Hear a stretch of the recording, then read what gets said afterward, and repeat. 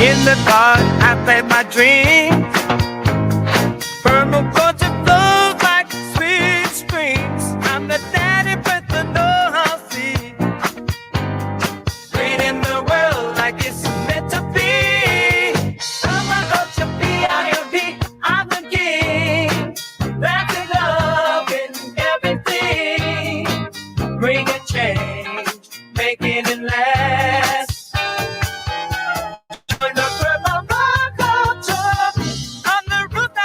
Welcome to episode 342 of the Permaculture Pimpcast, where PIMP stands for Permaculture is my passion. The only Pimpcast on planet Earth where we discuss permaculture, preparedness, and practical living. Permaculture, P-I-M-P, with soulful grace. In the Pimpcast, where we find our place. We fly the earth, one fly at a time. This market moving. Oh, yeah. Welcome to episode 342 of the Permaculture Pimpcast. This episode, as always, brought to you by Hickory Ridge Soap from twooldcrowshomestead.com. Turn that simp into a pimp. Bam! Soil Saviors. Yeah. Okay, I'm going to have to get used to saying that one now because they are a new sponsor of the show.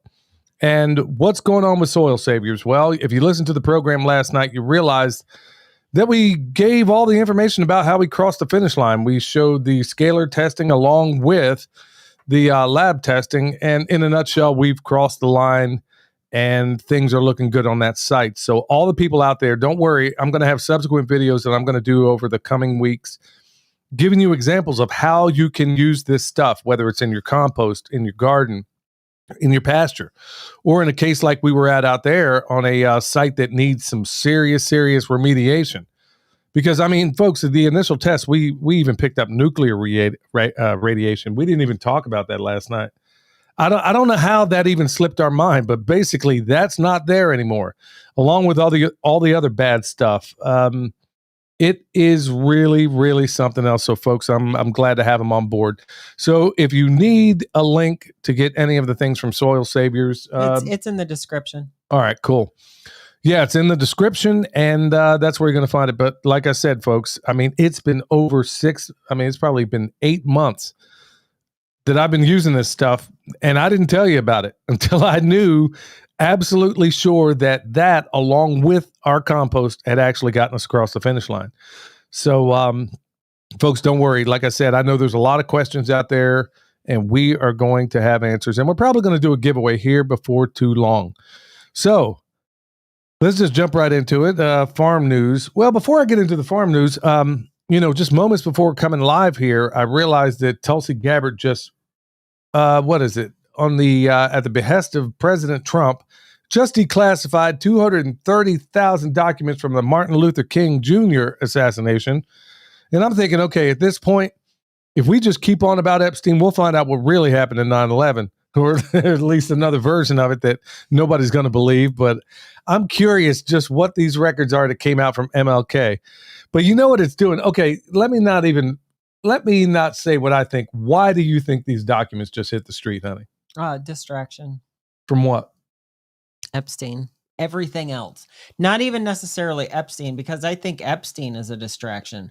I think the whole digital movement is the actual news that they're just distracting us from. I mean, that's what I think it is. The digital movement, you mean regarding money and everything else? Money, people. Yeah. Yeah, I don't doubt that it's all of the above. I mean, you got to always ask yourself, your dog is behind this chair right now acting up. That's where she's just laying there. She's not acting up. Yeah, well, she's kicking my chair, so that's not helpful. Anyway, yeah, that just went hot a little while ago. And then all of a sudden we're told about, of course, like, we've known already, Obama, Clinton's, they're all freaking criminals.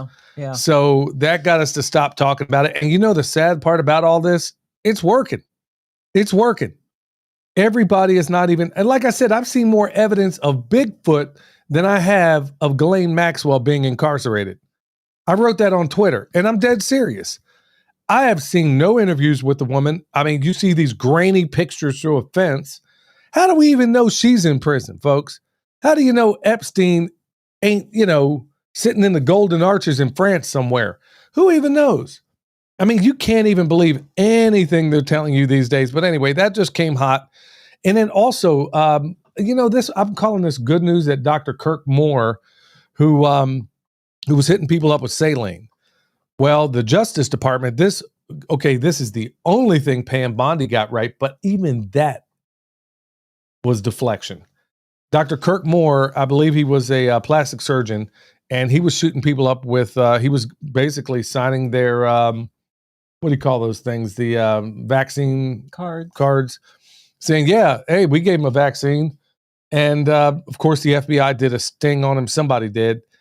And he was about to be locked away for a long, long time. And now Pam Bondi pulled the case on him. Want to know why? Because then you might start asking questions, because this guy had entirely too much light on him. Too much light on him. And people were going to start asking questions. Oh, hold on. You mean to tell me, whoa, we need to change the narrative away from these vaccines and what was going on under Operation Warp Speed and the administration behind it. Folks, they're all working together. Like I said, I'll eat my hat if Obama, Clinton, or any of the above go to the joint, or even see a courtroom for that matter. I'm just not believing it. No, no, it's not even, they won't even get close to a courtroom. No, everybody is, but the distraction's working because nobody's talking about Epstein anymore. And I'm like, man, are we so easily amused? But here we are. Okay, we're going to talk about some interesting farm stuff now. So, boy, this is going to be quite a segue. So I'm not even going to ease into it. I just wanted to cover that one right off because, like I said, 230,000 MLK documents, probably chronicling his favorite chicken joints or whatever, or, his favorite place. It'll be some nonsense like they had in the Warren report of dig this. People don't even believe it every time I tell them, but it's true. In the Warren Commission reports, they actually did a study of the dental records of Jack Ruby, of the dental records of Jack Ruby's mother was in the Warren report for the JFK assassination. So that's the kind of stuff that they fluff in here. I mean, just asinine nonsense. Oh, they just did it as a filler, you mean? Just to fill pages? The fill pages, they actually put that in. So, even if, like Jim Garrison said, even if he intended to bite Oswald to death, it still would have not been relevant. It's mind boggling. So anyway, 230,000 documents. I'm sure that's going to keep some of the sleuths busy for a while, and nobody's going to be asking any more critical questions. So it's already working, folks. Get your house in order. But anyway, farm news, we'll talk about some of that. Freeze-dried some bee pollen. So I was collecting the bee pollen off of one of the hives, one of the stronger hives. And I'll be honest with you, man, the amount you can get in a day is really astonishing. So we have these pollen collectors. I talked about this more on Patreon. I didn't do anything on YouTube, but we were collecting the pollen, and I didn't want to stress them too much, so we didn't go too crazy. And plus, I got onto it way later than I should have. But up until now, I've been buying bee pollen from other places. And I'm like, okay, man, if I'm trying to eat as local as possible, you don't get any more local than right here where you're living with the things that are most relevant. So I freeze-dried that and got the equivalent of a quart jar of bee pollen. And I use about a teaspoon of it a day. I put it in my salad every day. So that should last me for a little while anyway. Yeah, the best time to do that is in the spring, isn't it? Yeah, early to mid. You could even do it right now, but you don't want to go too crazy because their brood requires some of that stuff. But, this is one of those added things, the bee pollen that we're trying to do to eat even more and more local and become even more and more and more self-sufficient. Even though we haven't done a whole lot of videos as of late, that's really the goal around here, is to get closer and closer and closer to self-sufficiency. I mean, people can tell you all day, oh, go buy Bitcoin, go get silver, go get gold. You know what? I know a lot of the people in that space, and I might know one or two. Actually, Steve, and he might actually be in here. I only know a couple of people who are in that space that even think about whether or not they have enough food. It's just mind-boggling to me. Okay, you feel like you need to be prepared enough to go out and get Bitcoin, gold, silver, and all this other stuff, but you don't know how to grow food. You don't have any put back. You don't have any of those things. And that's in a lot of folks. But anyway, the bee pollen's off and running. And for 2 days straight now, I've been doing nothing but getting honey off of the frames. Before it's all said and done, this batch, which we were a little late getting, so we just added another super on top of them. And instead of waiting until the whole season, which thank God we didn't do, because good night, man. I mean, I've been doing this stuff like the last 2 days and I'm still not done. And before it's all said and done, I'm thinking we're going to have about 15 gallons of honey so far. And that's at this, at what we've collected right now. By the end of the season, I'm guessing it's going to be probably 30. So if not more. So that's a whole lot of doggone honey. And we do a lot of stuff with it. Steve is asking, how do you harvest bee pollen?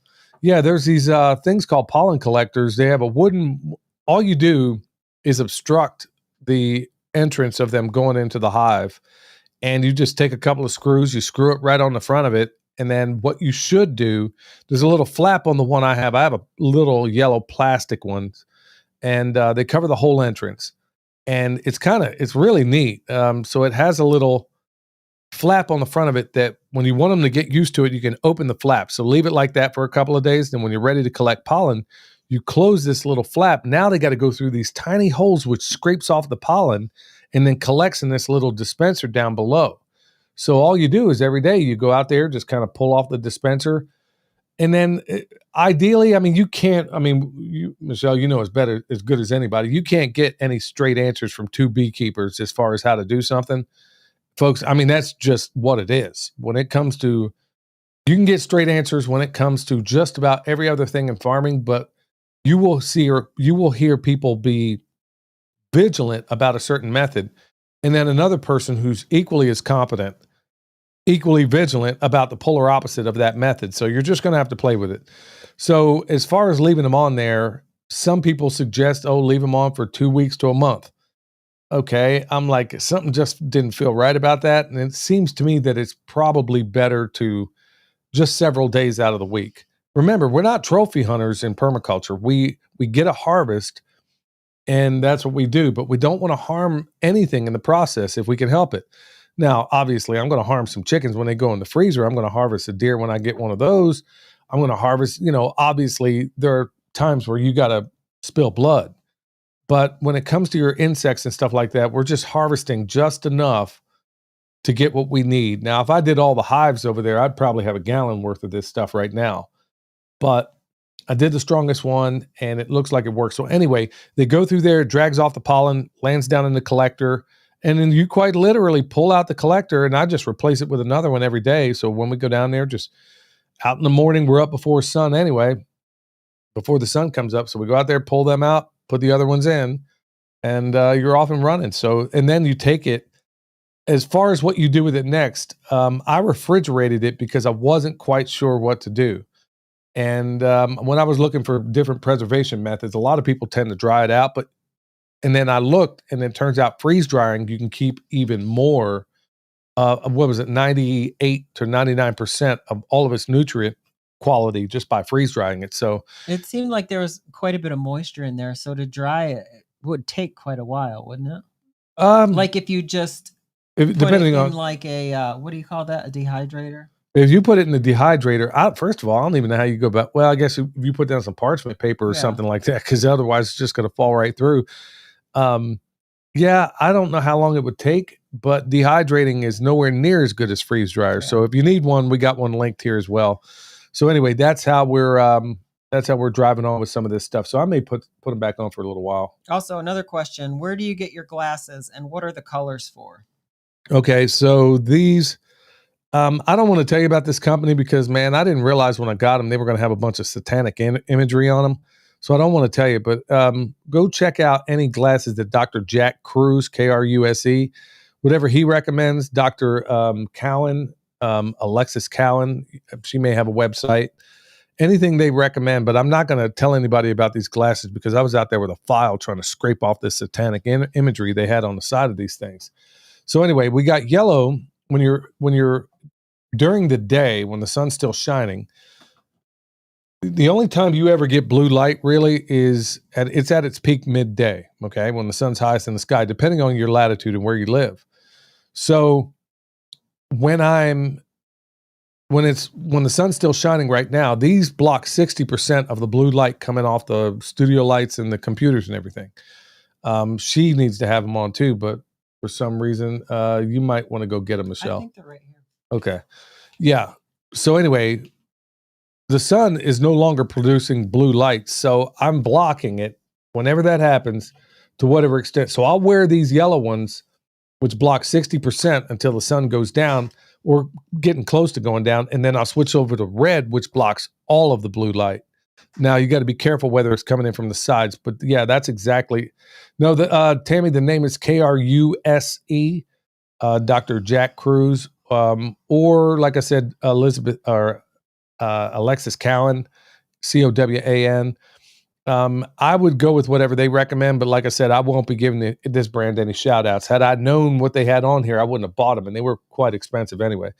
I don't know that you have to spend as much as we did to get these, but really, it makes all the difference. In fact, there was a night the other night where, why don't you tell them what happened? Yeah, there was a night we were doing a Zoom call with somebody, and we were on, it was like 2 hours that we were on, and it was late, and then we just went to bed after that, and I slept. That was like the worst night of sleep I had had in a long time. And then I was thinking about it later, and I was like, oh, I didn't even have my glasses on. That's why I just tossed and turned all night long. Yeah, because your body, the blue is telling you go, go, go, go, go, and you only get it midday. So if you're going to stay within your circadian biology, you want to try and folks, there are so many insidious things around your house, absolutely pernicious, the way they do this stuff. I mean, for example, you may not even think much about it. Sun goes down, you get in a refrigerator. Well, those are all LEDs and they're all blue lights. So you got to be thinking about that stuff. Your coffee pot, all you got to do is put on your red lens, go around the house, and you'll find out where all the blue light's coming from, because if the light changes, you know that there's blue in there. So, night lights. And plus, honestly, with all the disruption it was doing, night lights are some of the worst culprits out there, not just for blue light, but also for screwing up the sine wave on your house. Trust me, I've done videos on that and I've talked about it. So, it'll make your power even dirtier. But anyway, yeah, we wear these as such. So other things going on around here. Let's see here. Well, we got the little chicks. We got these baby chicks, and we hatched them out, and they're over there by the sheep. Now the sheep they're in an area that they've never been before, and this is a good thing. In fact, we're going to talk about that as a main topic of the show.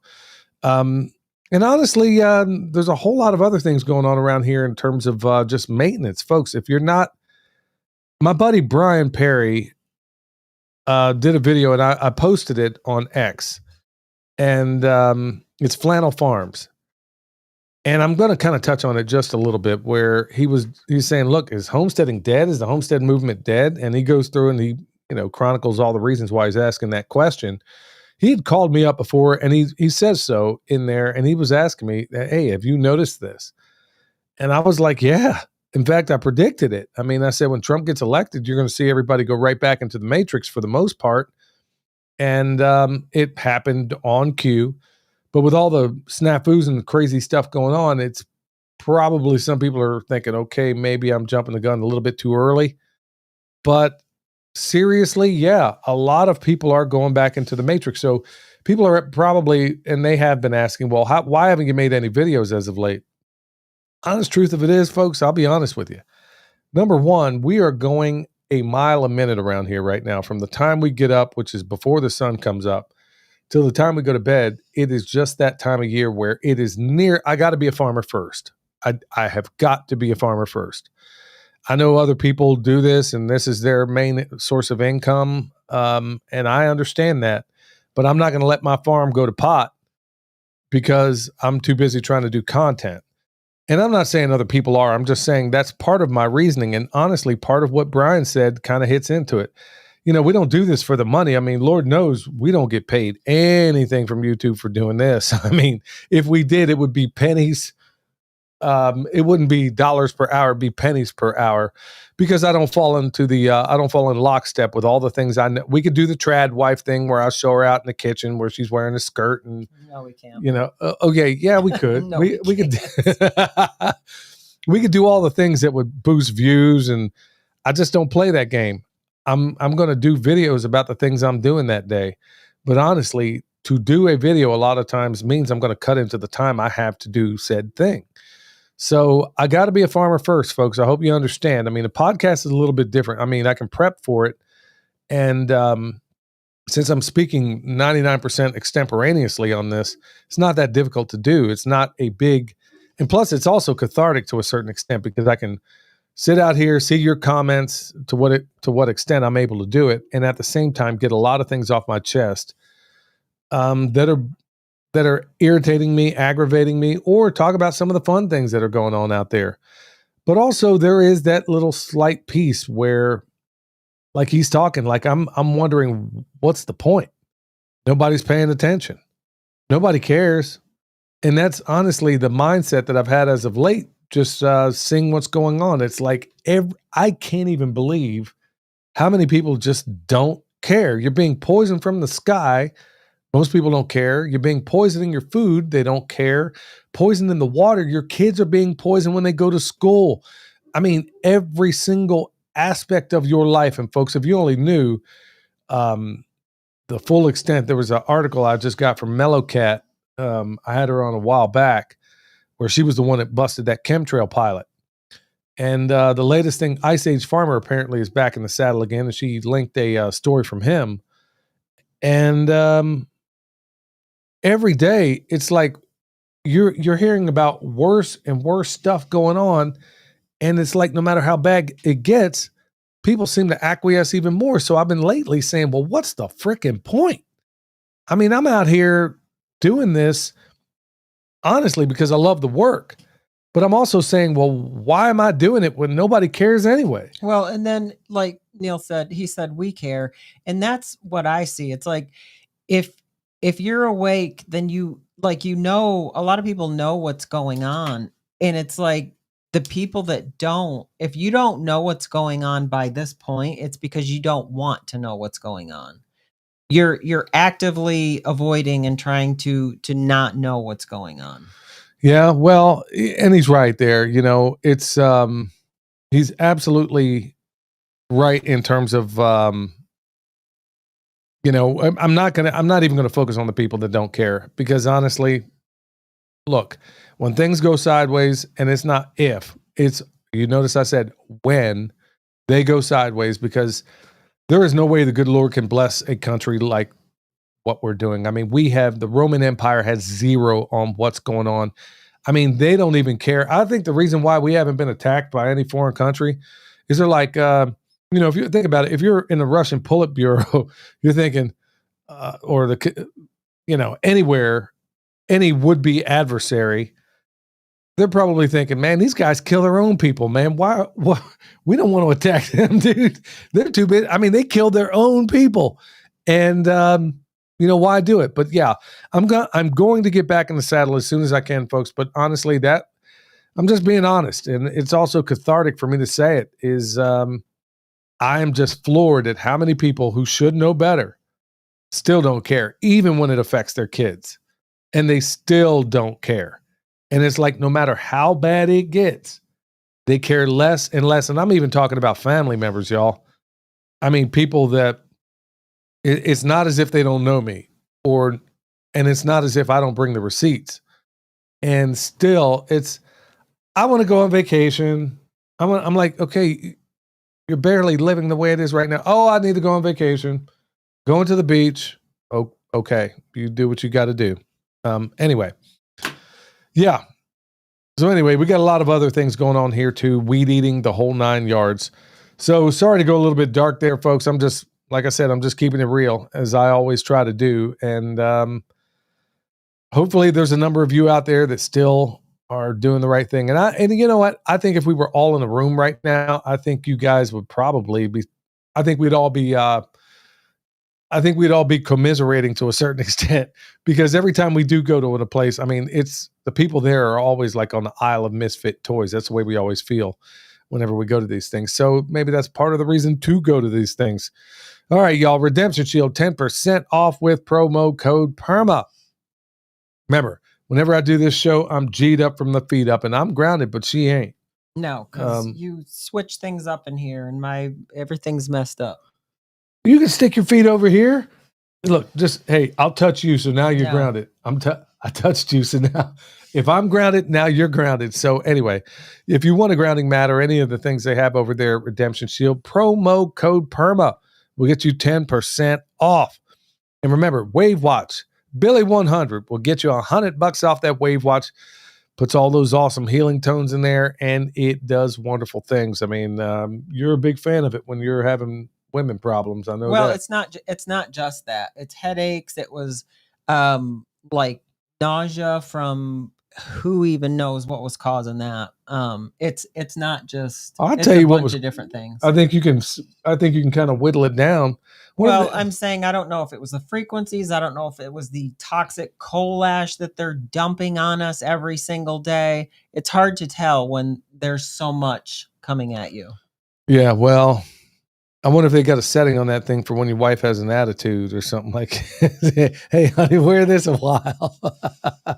Yeah. No smart response for that? I'm thinking it in my head. Yeah. I'll spare our audience.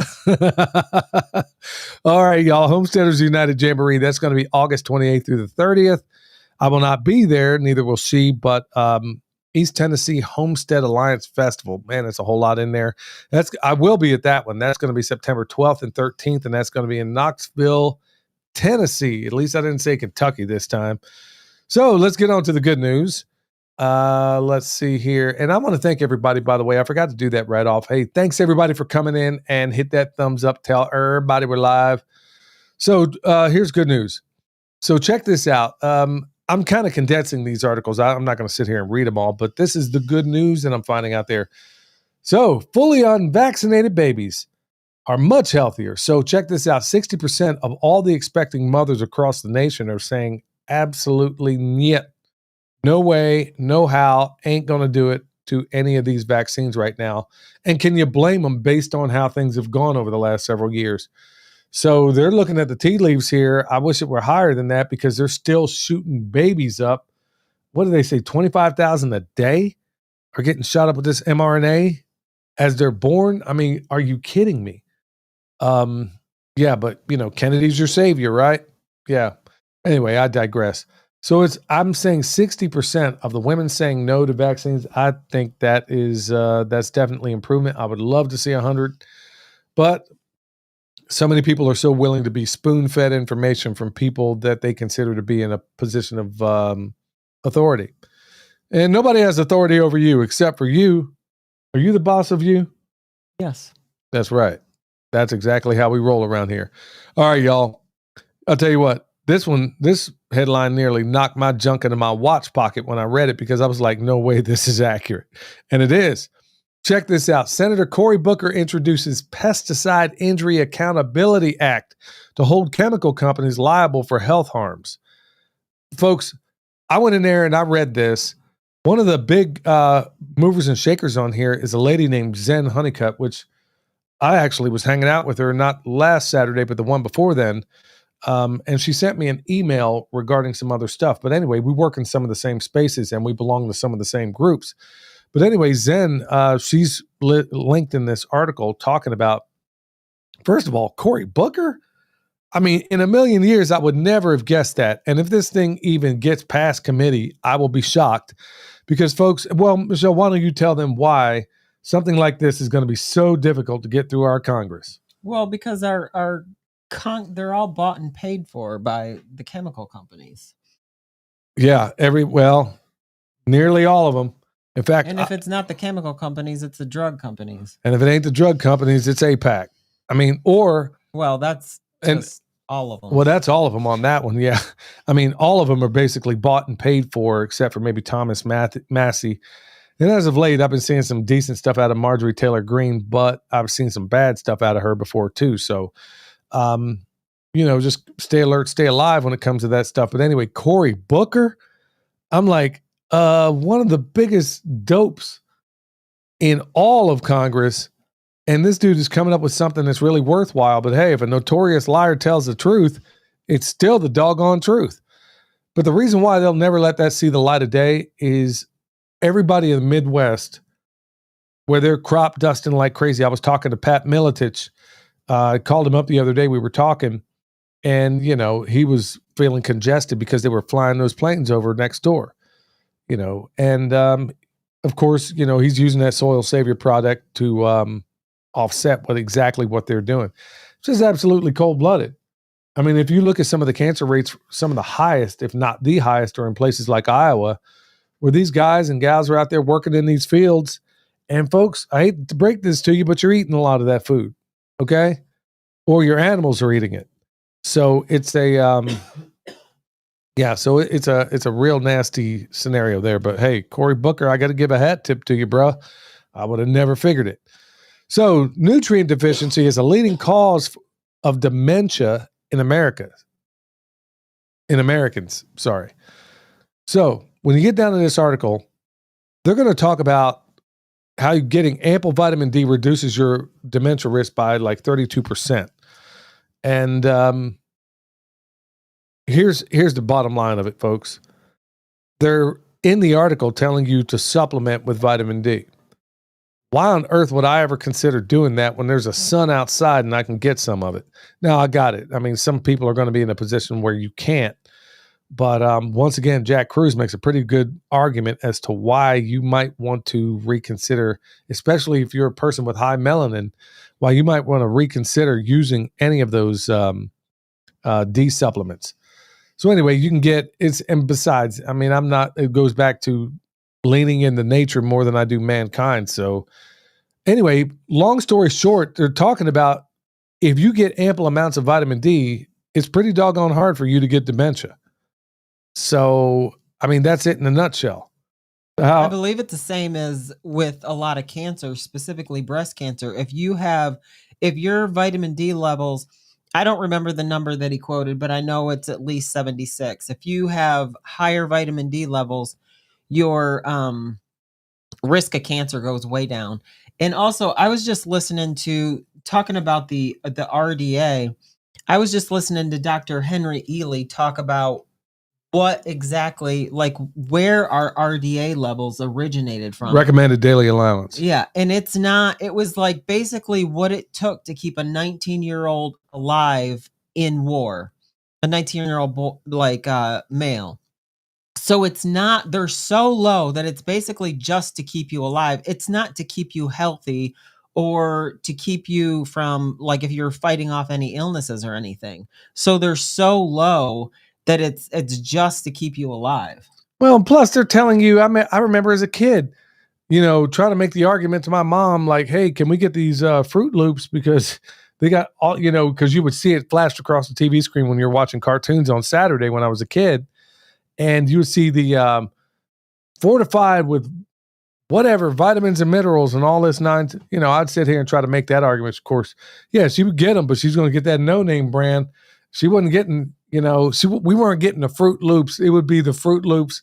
It came in a long tube that almost tasted like Fruit Loops. They look like Fruit Loops. But anyway, the point being, it's all junk. Everything they're telling you is a bunch of garbage. And you got to remember, the food pyramid, and Mark Sisson in his book, The Primal Blueprint, makes the unimpeachable case. You ever wonder why the food pyramid is, shaped the way it is? Where grains, you're supposed to eat a lot of grains and stuff at the bottom. Actually, it should be inverted. But the reason it isn't is because of the lobby, the money that was given to Congress. And as you go up that pyramid, and he makes the case in the book brilliantly, it's called The Primal Blueprint, that as you go up that pyramid, the higher you get on the pyramid, the less money that was donated to your politicians in DC. I mean, if you think this ain't as absolutely corrupt as it gets, I don't know what to tell you. That's how the food pyramid is based on who broke the most bread to these politicians. So anyway, yeah, We are going to move on to my man, Eric. Hey, Eric Sider here with your Pimpcast tip of the day. Today's tip, are you prepared to run? A wise man once said, you got to know when to hold 'em, know when to fold 'em, know when to walk away, and know when to run. Before I discovered permaculture, I was studying wilderness survival and tracking at the Tracker School with Tom Brown Jr. My first class was in 2004, and I've been thinking about collapse ever since. I've never felt as much urgency to be ready to get in the wind as I do now. It might be a consequence of getting older, but it's harder and harder to see this bus slowing down. Are you truly prepared to evacuate? I know I'm not. I'm susceptible to complacency and tunnel vision like everyone else. All my focus for the past year has been setting up this community group, which is the only way I see any of us surviving where we are. But what happens when it's time to get out? A well-stocked bug-out bag is a great first step, but do you have a destination in mind or multiple destinations?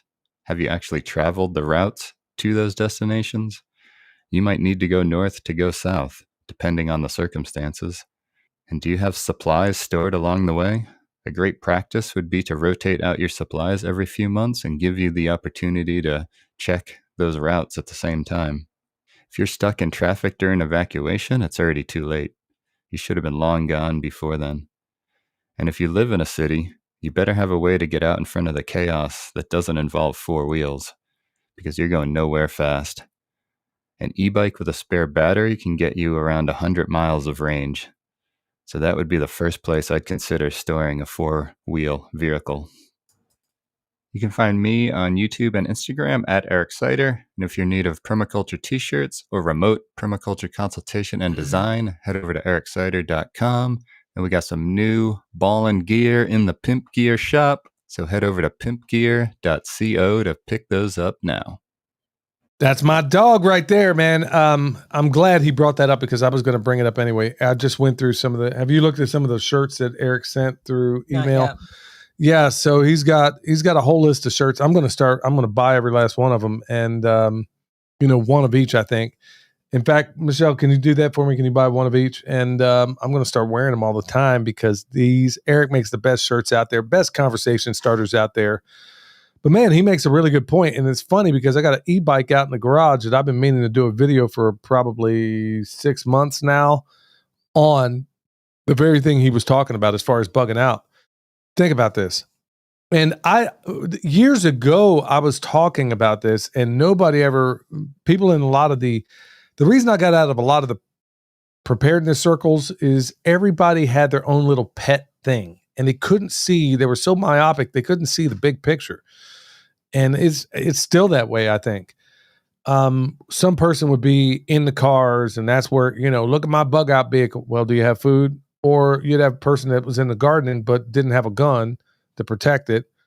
Another person that hunting but didn't have any storable food. I mean, it was like, and that's why I got out of that because it was, especially in Kansas where we were at the time, where we first started, it was just like, man, I don't understand why so many people aren't seeing the whole doggone picture here.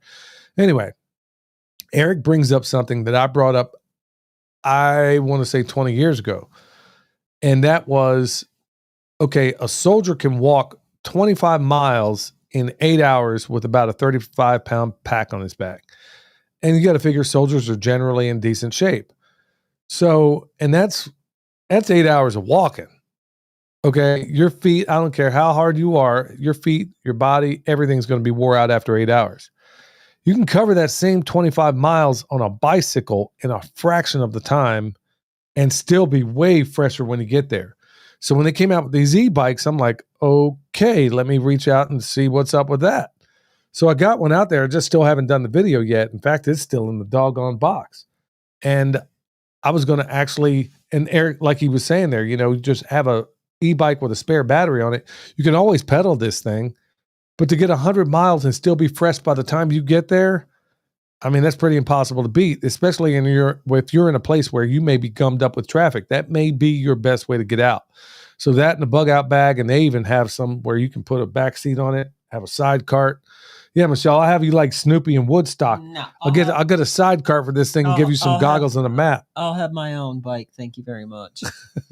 You don't want to be like Woodstock in the side cart. I'll be Snoopy driving. No.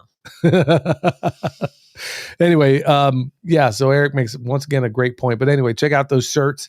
And they're linked also. I take it at the website and at the show. They're linked in the description. They're Okay. linked on the all of them aren't linked on the website. Just the first one is.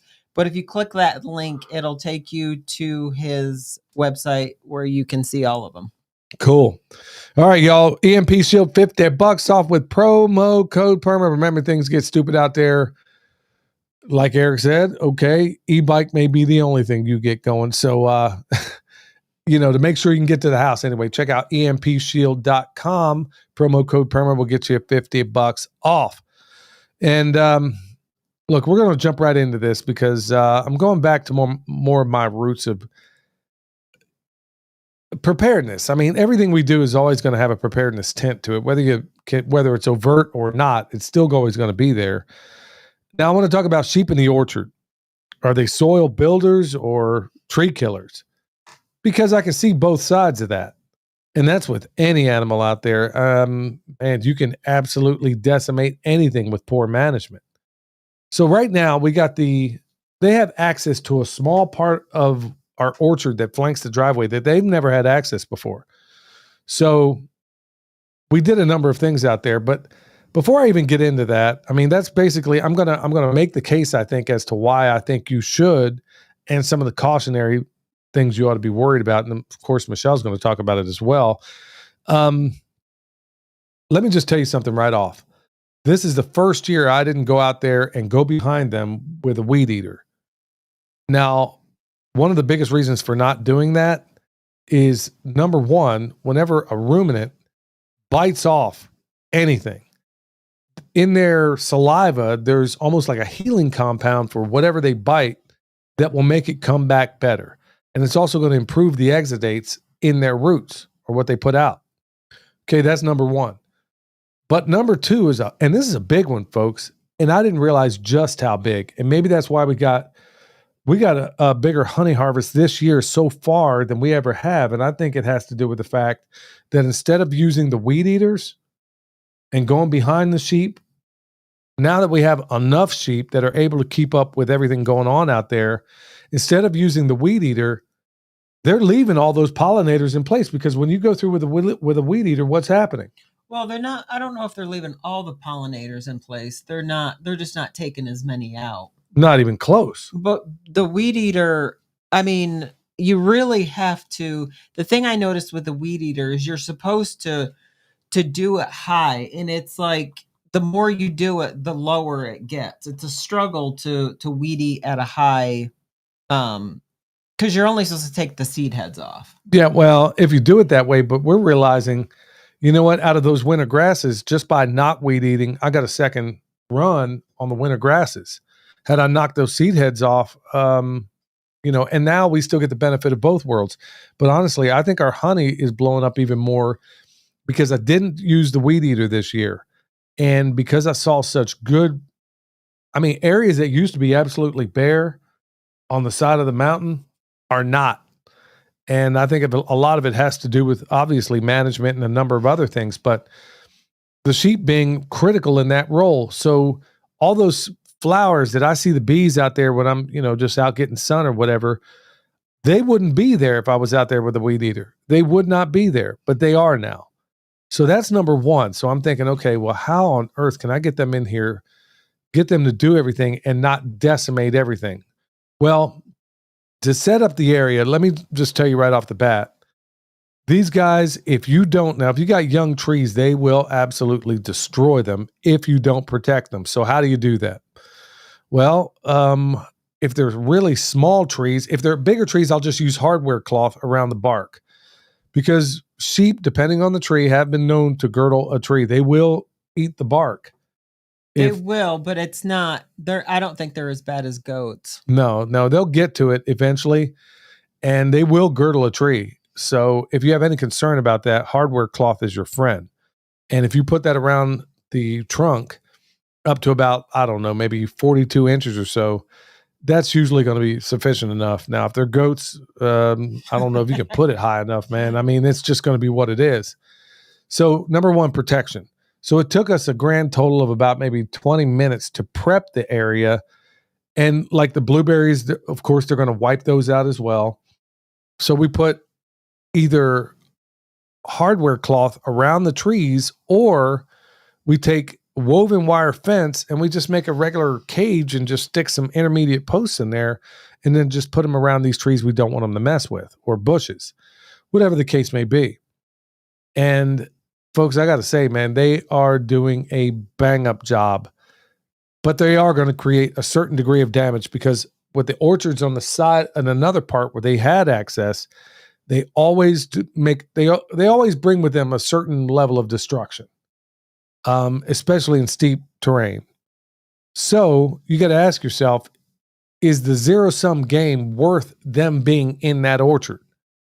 And for me, the answer is a resounding yes, because it only takes me maybe 15 to 20 minutes to fix up what they've destroyed. But they're giving me access and they're eating things. I'm going to let them eat anything from about 42 inches all the way down anyway. So they're giving me access by eating all the stuff out of the way so I can even see what's even in there. And nearly everything we have growing in there is perennials, unless I'm mistaken. Right, it is. Yeah. So they're not just going to, unlike mankind, they don't just go in there and decimate something. They go in there, they eat some, and then they leave it. And then if you leave them long enough, they will decimate it. So we got them over there right now.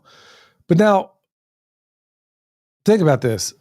When you put sheep in that orchard, here's another thing I'm getting that I'm not going to get with a weed. How long would it take you, by the way, of you weed eating? To weed eat that entire whole, it would, like, from the top of the driveway to the bottom and then out, like, to do the whole area, it would take me a couple of days. And I would have to do it a few times a year. Yeah. So now these trees are big enough and we feel comfortable enough to go ahead and let them in there. Yeah, they're doing a little bit of damage, but you know what? That's 2 days that she doesn't have to devote in the weed eating at all, because they're eating all these perennial species that are used to having some degree of trauma, and they're going to come back just fine. But they're also stacking functions, because now all of a sudden we get the benefit of their manure. I mean, that is about, and they're not going to do what chickens would do. This is the problem with letting chickens into an orchard, is that when they go in there, folks, what they will do to a mulch ring will absolutely blow your mind. Sheep might do a little bit of damage, but it's easily fixable. Like the sheep won't disturb like the bulbs or the garlic that's planted. They'll step on it, but they won't completely scratch it out. Yeah. I mean, plus you got fertilizer on legs. So we're not using any fossil fuel. I can't believe I called it that. We're not using any fuel, because there's no such thing as fossil fuel. That's another podcast altogether. Anyway, we're not using any fuel, and we're not using human capital in any form outside of just moving them in there. And then the little bit of cleanup that we have to do from the damage they've made, it's a win-win. Plus, all that fertilizer that's dropping down there and all the weeding that I don't have to do is all being done with them. And it took about 20 minutes of preparation to get everything squared away to let them in there. I would rather invest 20 minutes of us putting cages around things than 2 whole days spent weed eating and thinking, good night, man. You know, I mean, and then you got to worry about, okay, did you get into a wasp, especially in the dead of summer like right now? I mean, man, them yellow jackets will light you up like nobody's business. So, you know, and plus we plan everything for these guys to have, at least to some extent or another.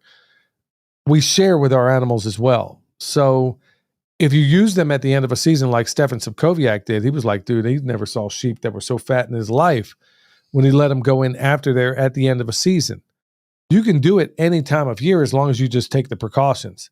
But yeah, I mean, instead of you having to go out there and pick everything up, or you can ring some pigs, you can ring the noses of a bunch of pigs and have them go through. They'll take care of all that, and then they won't root at the same time. It doesn't have to just be sheep.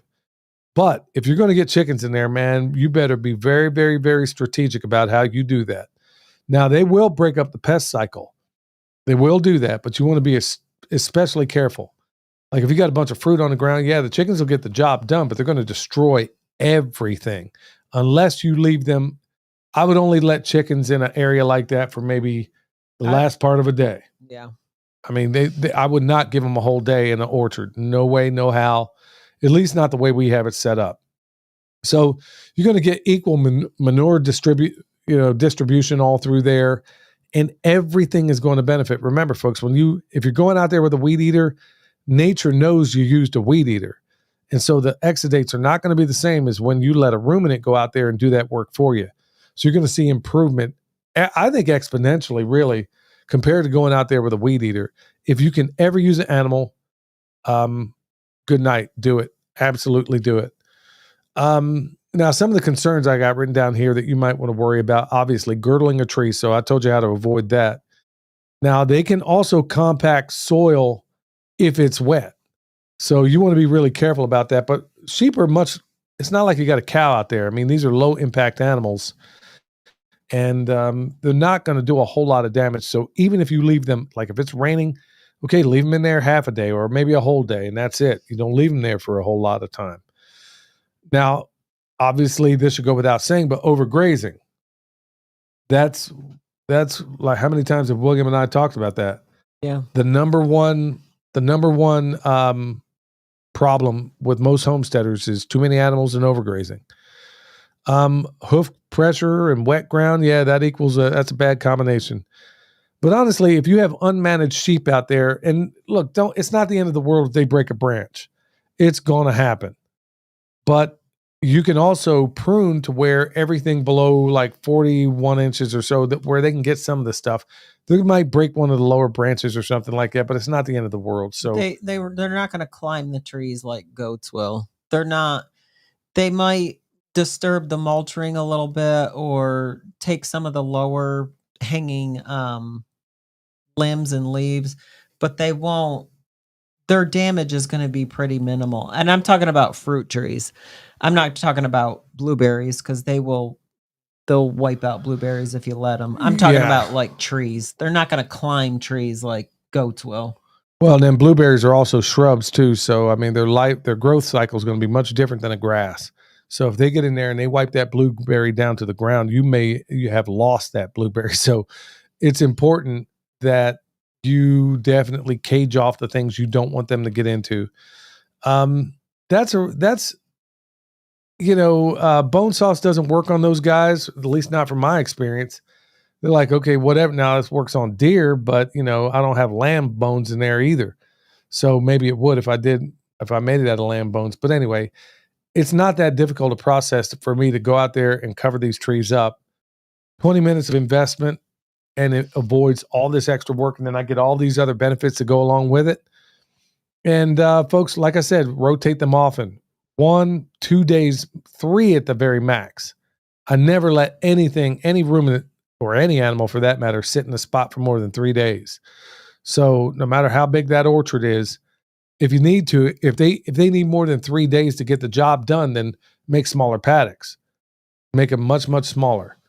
So they're also your cleanup crew. People will say, "Oh, well, you should never let them into your orchard or your food forest, or only do it this time of year." Folks, I would do it all year long, provided anything's vegetative out there and things they can eat, because there's a lot of awesome medicinal stuff that's growing there that isn't growing anywhere else. They're not going to get rosemary in the middle of a pasture. Well, and also it provides, depending on what your setup is, a lot of people do the, it provides shade too. So it reduces that heat stress. And that's not something we necessarily have to worry about here. But if you're in some parts of the country, that can prevent them from losing quite a bit of weight this time of year. Yeah. Yeah. That's a big deal right there. So, I mean, and then if you got them in a silvopasture setting, it doesn't have to necessarily be an orchard. But usually in the silvopasture setting, in most typical settings like that, you're going to have much larger trees that they can damage if they wanted to anyway. So you got to be cautious about those things. But folks, the reason why we're talking about this is, look, we are a permaculture farm. So everything to some extent or another has at least one degree of separation to something else. the chickens are always going to be closely tied to the food forest. They're going to be closely tied to the compost. They're going to be closely tied to the high tunnel, to the raised bed. Chickens touch everything. But to a lesser extent, even the sheep do the very same thing. And then to a lesser extent still, it could be your pigs. We don't have pigs on the side of the mountain right now, but you get the point. Everything can be integrated, and it can make your life easier if you manage them well. So instead of us spending, and that the human labor of it with you doing that is something I've really wanted to point out. She never wants me to do the weed eating in tight spaces like that because she thinks I end up, you know.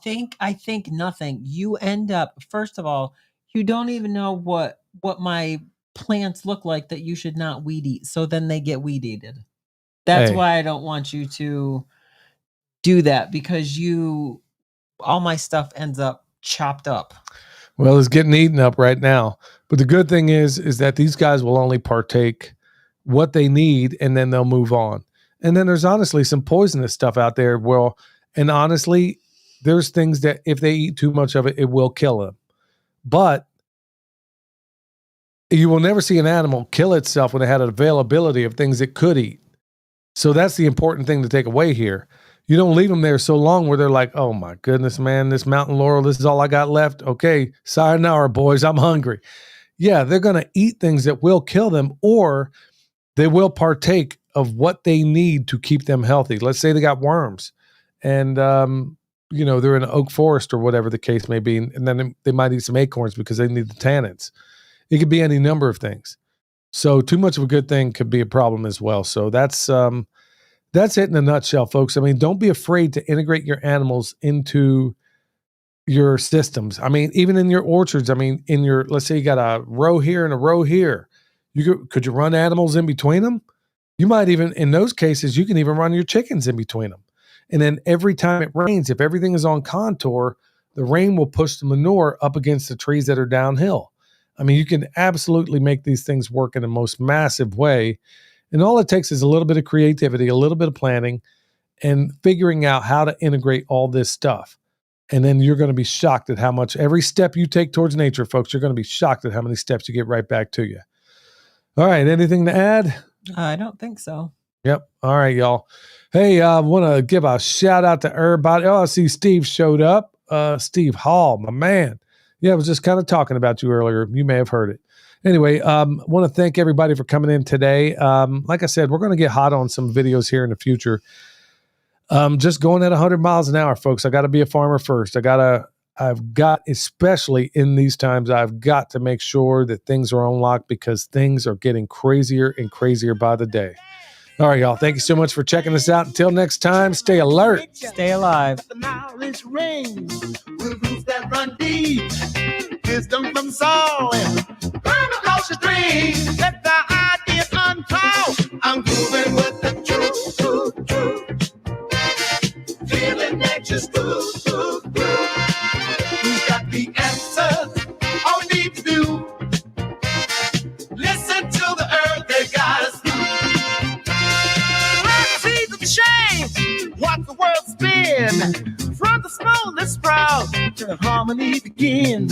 In the cycle of life, where the magic's alive. To the